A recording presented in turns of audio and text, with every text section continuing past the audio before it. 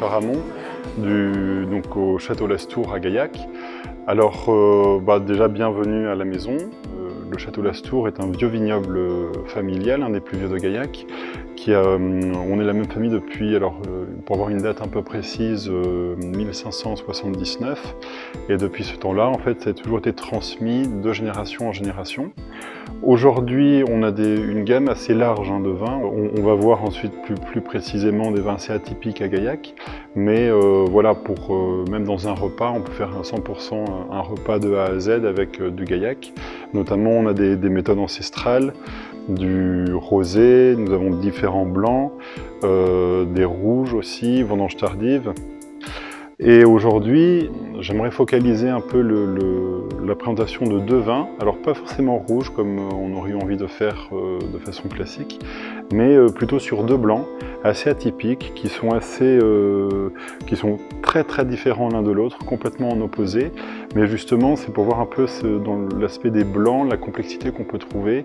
Alors pour commencer, il y a le blanc perlé, donc qui est un vin là pour le coup qui est vraiment typique de Gaillac. Et donc ce blanc perlé, la caractéristique, c'est d'où le nom perlé, il y a des très légères bulles, des fines bulles qui pétillent et qui permettent une aération. Ça permet au vin un peu d'être un peu plus présent dans le verre, et ces légères bulles accentuent le côté un peu fruité et léger du vin. Donc ce qui est intéressant, c'est qu'on est vraiment sur des fleurs blanches, quelque chose de très fruité, très très jeune, et ça s'associe très bien avec des fruits de mer ou en apéritif. Voilà, plutôt pour un starter de repas.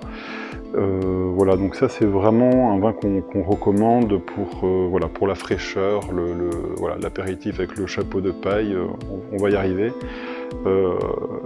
Et ensuite, le deuxième vin, alors là c'est plutôt pendant le repas.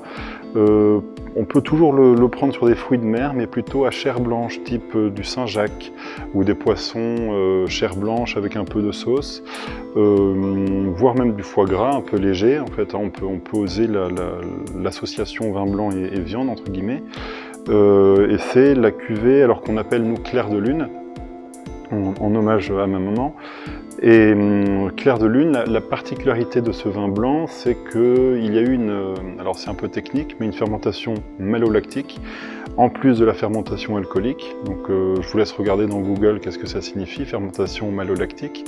Mais du coup, la caractéristique, ça donne un blanc, au contraire, beaucoup plus gras, beurré, toasté. On va partir plutôt sur une association plutôt des vins Bourgogne, type aligoté.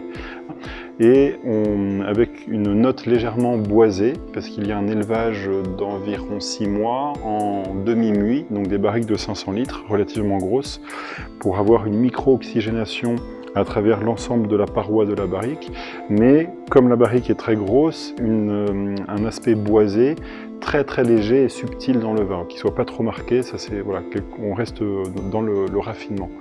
Pour découvrir un peu ces nouveaux vins, donc sachez que nous vous accueillons avec plaisir pour les déguster et pour vous égayer un peu les papilles et voir un peu le soleil au-dessus des nuages.